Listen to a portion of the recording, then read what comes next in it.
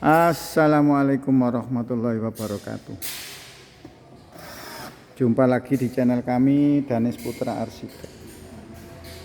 Channel yang ingin selalu berbagi cerita, berbagi pengalaman, berbagi pengetahuan tentang cara menangani toko bahan bangunan. Makin lama di grup sharing solusi makin banyak yang ingin masuk, makin banyak yang ingin bergabung. Alhamdulillah, keinginan yang kalau memang keinginannya itu memang tulus, keinginannya itu memang ikhlas, ya saya masukkan. Tapi kalau terpaksa ya jangan masuk, nggak apa-apa. Saya hari ini berada di kota Tumpang, Malang untuk melaksanakan amanah yang diberikan oleh Pak Gusnul yang 2 minggu yang lalu sudah saya upload kepada teman-teman bahwa saya diberi amanah untuk menatakan tokonya Pak Gusnul yang ada di kota Tumpang, Malang. Nah, ini tokonya teman-teman.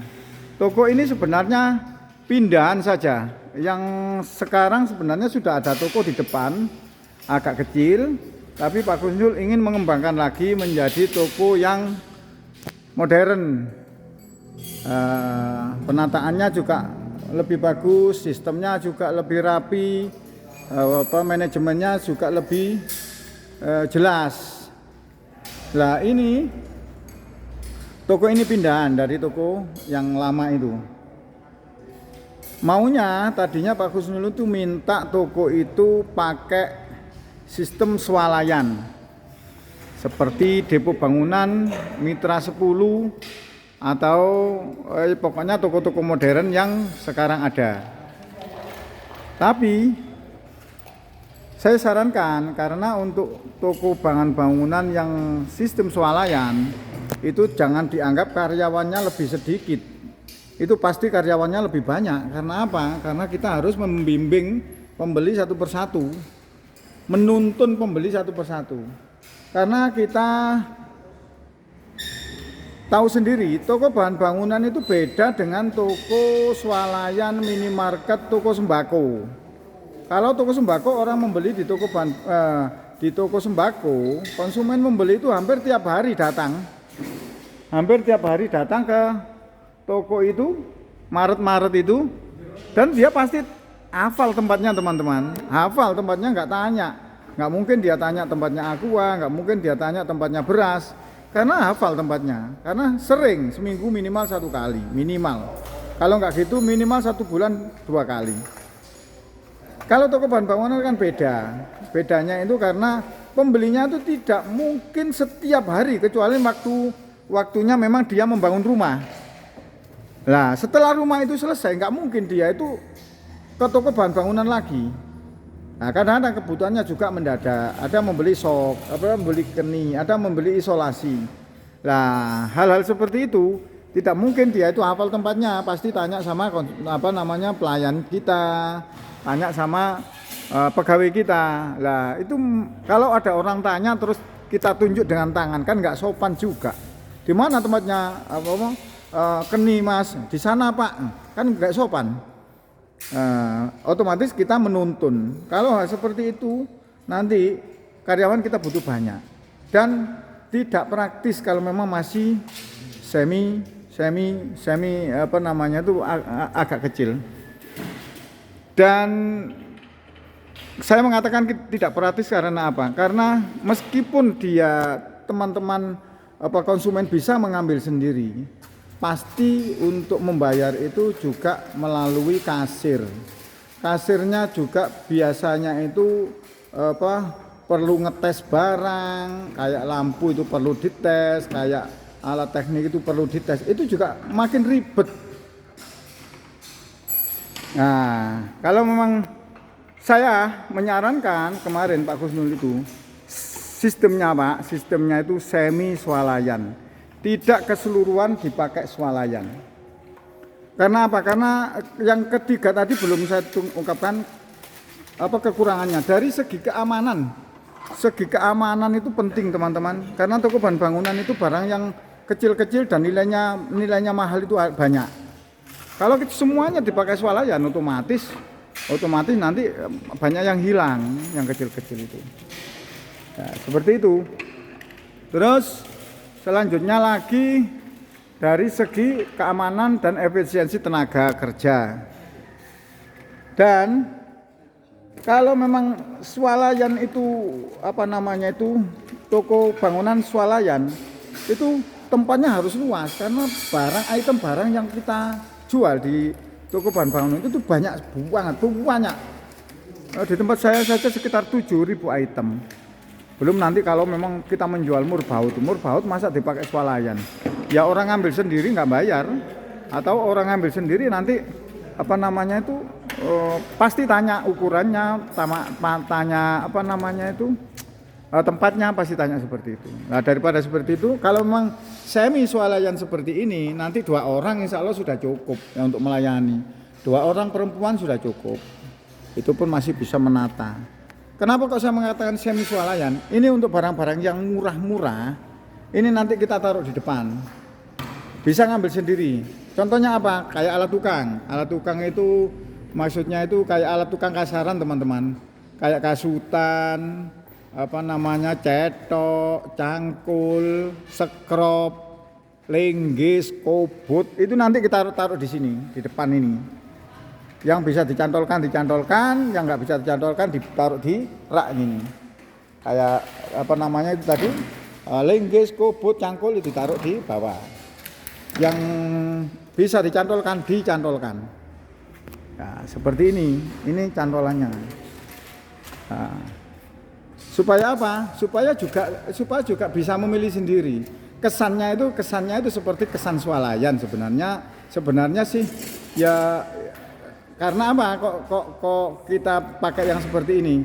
Supaya barang-barang kita itu juga yang besar-besar itu juga tampak. Karena toko ini besar teman-teman. Toko ini luasnya itu berapa ya? 12 kali 40 ya sekitar 500 meter.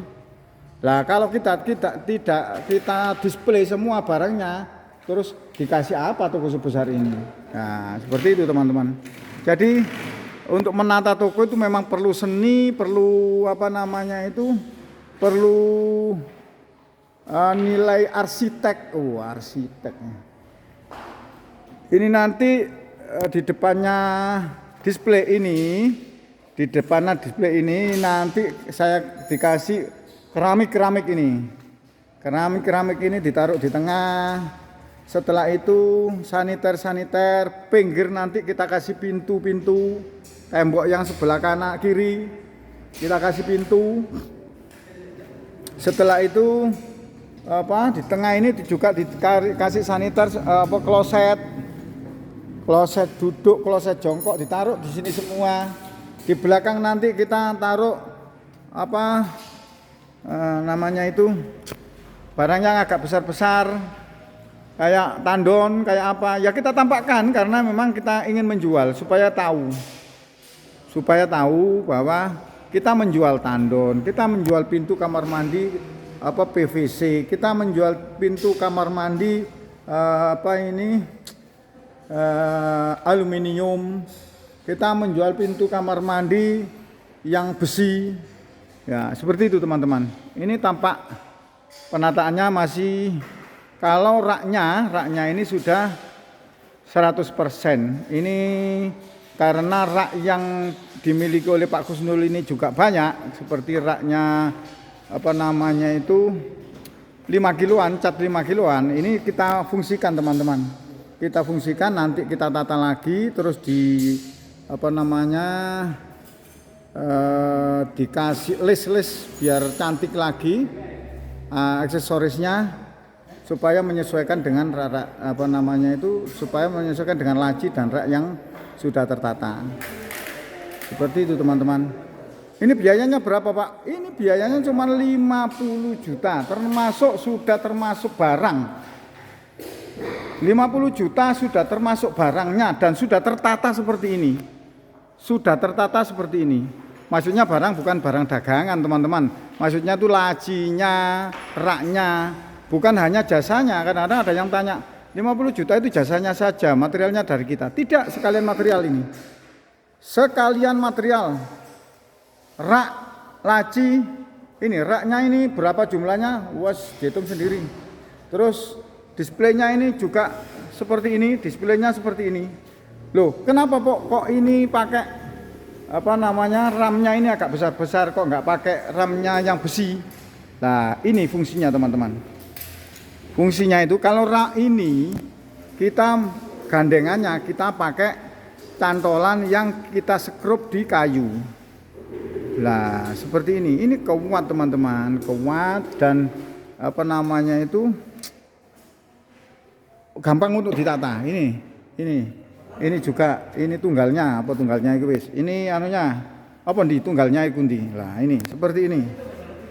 Nah, ini semuanya ini nempel di kayu ini. Triplek 15 mili ya dia. Triplek 15 mili. Karena skrupnya 6 kali 1. 6 kali 1 demi wis ketok 2 cm dia. Nah, 6 kali 15 mili. 6 kali 6. Tripleknya 15 mili. Ini juga 15 mili semua. Seperti ini teman-teman. Semoga ini menginspirasi teman-teman yang ingin tokonya tampak seperti toko besar. Bukan tampak seperti toko besar, memang tokonya memang toko besar ini, bukan tampak, bukan hanya tampak. Bukan kamuflase, memang besar. Ini printer barcode belum dibuka. Nah, ini nanti di-input sekalian, ditata, setelah ditata di-input, satu persatu di-input. Terus pegawainya di-briefing sampai bisa jalan. Nah, seperti ini teman-teman. Demikian, semoga bermanfaat.